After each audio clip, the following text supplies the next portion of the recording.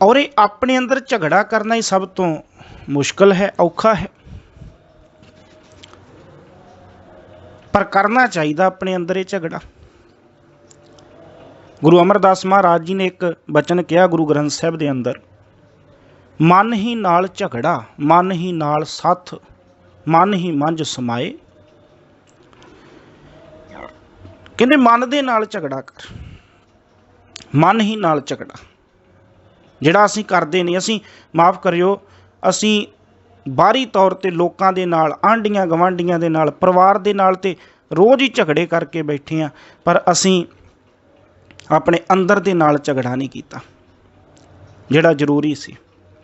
बाबा कबीर साहब जी का मैनूं शब्द चेते आउंदा है कि गगन दमामा बाजियो परियो निशाने घाओ, खेत जो मांडियो सूरमा अब जूजन को दाओ। इत्थे अंदर दे झगड़े की गल सी। गगन दमामा बाजियो कि जदों दसम द्वार दे विच धौंसा वजदा है, फिर की हुंदा, फिर निशाने ते चोट पैंदी, फिर टकाने ते सट वजदी। गगन दमामा बाजियो परियो निशाने, निशाने घाओ, फिर निशाने ते जाके सट वजदी। ते खेत जो मांडियो सूरमा अब जूझन को दाओ। कहंदे जिहड़ा मनुख इस जगत रूपी रण भूमि दे विच दलेर हो के वकारां दे टाकरे ते अड़ के खलोता ना, ते इह समझदा कि मनुखा जीवन ही मौका जदों इन्हां नाल लड़िया जा सकदा, वो असल सूरमा। बाबा कबीर साहब कहंदे खेत जो मांडियो सूरमा अब जूझन को दाओ। जिन्हों ये समझ लग गई कि आ जीवन दा लाउण वास्ते, ये जीवन जिहड़ा लड़न दा मौका मिलिया है, हुण ये अंदर दे वास्ते सी सलोक। पर नाल ही इहदे जिहड़ा अगला सलोक सी उहदे विच बाहरी दी भी गल करती कि बाबा कबीर साहब कहंदे एक ते ओह सूरमा जिहड़ा अपने अंदर लड़दा, जिहड़ा ये समझदा कि ये जीवन मिलिया अपने अंदरले वैरियां नूं खत्म करन वास्ते, उन्हां नाल जूझण वास्ते। जिवें बाहरी जंग दे विच दमामे वजदे ने, बाहरी जंग दे विच धौंसे वजदे ने, फिर चोटां पैंदियां ने, इसे तरह अंदर भी आ एक जंग करनी जरूरी। पर नाल दी नाल अगले श्लोक विच बाहरी जंग की गल कर दी कि सूरा सो पहचानिए जो लड़ै दीन के हेत। दीन मतलब गरीबां लई, गरीबां दी खातर लड़दा। पुरजा पुरजा कट मरै कबहू ना छाडै खेत। कहंदे एक वो सूरमा जिहड़ा अपने अंदर लड़दा, एक वो सूरमा जिहड़ा बाहर लड़दा। दोवें सूरमे ने, जिहड़ा किसे वास्ते लड़दा।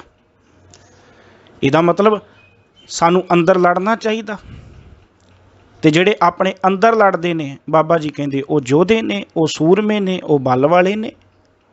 क्योंकि अपने अंदर नाल लड़ना ही औखा है, अपने अंदर दे नाल लड़ना ही मुश्किल आ।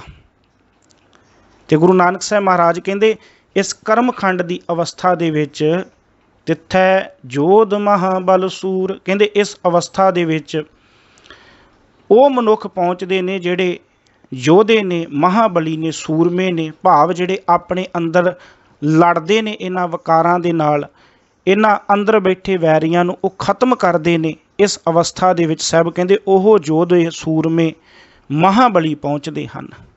तिन मह राम रहया भरपूर। साहब कहंदे फिर तिन मह राम रहया भरपूर। उन्हां दे रोम रोम दे विच अकाल पुरख परमात्मा वस रहा। भरपूर, भरपूर मतलब नक्को नक, रोम रोम दे विच उन्हां दे परमात्मा वस रहा।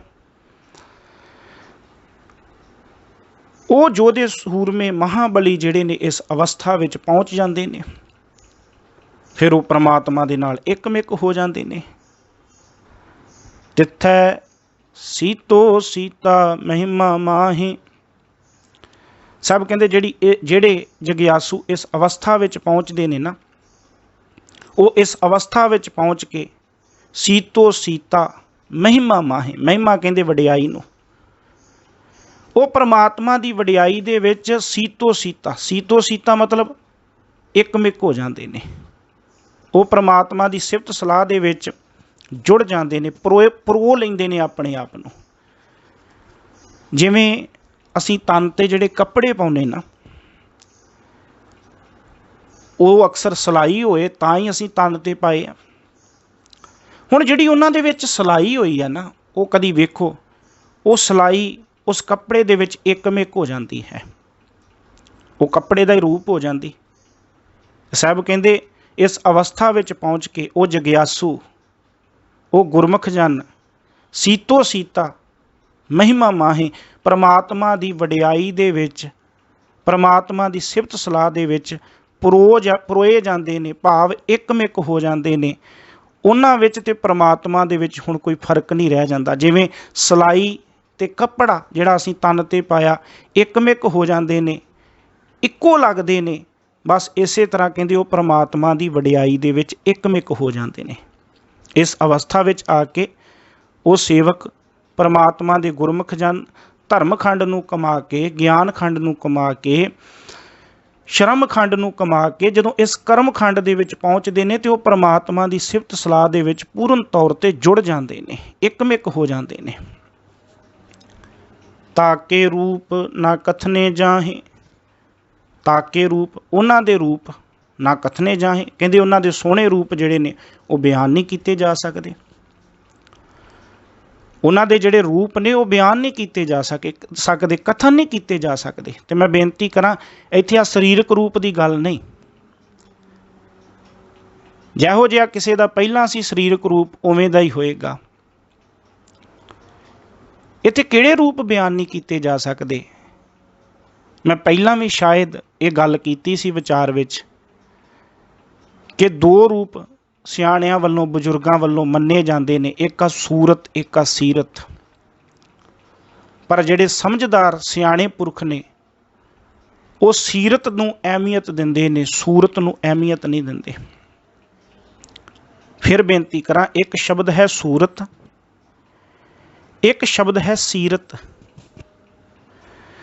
ਜਿਹੜਾ ਤੇ ਸੂਰਤ ਹੈ ਉਹ ਹੈ ਬਾਹਰੀ ਤੌਰ ਤੇ ਰੂਪ, ਆਕਾਰ, ਸ਼ਕਲ, ਆਪਾਂ ਨੂੰ ਸੂਰਤ ਕਵਾਂਗੇ। ਪਰ ਇੱਕ ਸੀਰਤ, ਸੀਰਤ ਦਾ ਅਰਥ ਹੀ ਇਹ ਆ, ਡਾਕਟਰ ਜੋਗਾ ਸਿੰਘ ਜੀ ਇਹਦੇ ਅਰਥ ਕਰਦਿਆਂ ਲਿਖਦੇ ਨੇ ਕਿ ਸੀਰਤ ਜਿਹੜੇ ਸ਼ਖਸੀਅਤ ਦੇ ਅੰਦਰੂਨੀ ਗੁਣ ਹੋਣ ਉਹਨੂੰ ਸੀਰਤ ਕਿਹਾ ਜਾਂਦਾ ਹੈ। ਸੁਭਾਅ, ਵਿਹਾਰ, ਇਹ ਸੀਰਤ। ਤੇ ਜਿਹੜੇ ਸਿਆਣੇ ਬਜ਼ੁਰਗ ਸਨ, ਪੁਰਖ ਸਨ, ਉਹ ਕਿਸੇ ਦੀ ਸੀਰਤ ਨੂੰ ਵੇਖਿਆ ਕਰਦੇ ਸੀ, ਕਿਸੇ ਦੇ ਅੰਦਰੂਨੀ ਗੁਣਾਂ ਨੂੰ ਵੇਖਿਆ ਕਰਦੇ ਸੀ। ਤੇ ਹੁਣ ਜਦੋਂ ਇਸ ਕਰਮਖੰਡ ਦੀ ਅਵਸਥਾ ਵਿੱਚ ਪਹੁੰਚੇ ਨਾ, ਸਾਹਿਬ ਕਹਿੰਦੇ ਉਹਦੇ ਜਿਹੜੇ ਅੰਦਰੂਨੀ ਗੁਣ ਨੇ ਨਾ, ਜਿਹੜੇ ਉਹਦੇ ਅੰਦਰਲਾ ਉਹਦਾ ਸੁਭਾਅ ਹੈ, ਉਹਦੇ ਅੰਦਰਲੇ ਗੁਣ ਨੇ ਜਿਹੜੇ, ਉਹਨਾਂ ਨੂੰ ਬਿਆਨ ਨਹੀਂ ਕੀਤਾ ਜਾ ਸਕਦਾ। ਬਹੁਤ ਗੁਣਵਾਨ ਹੈ ਉਹ।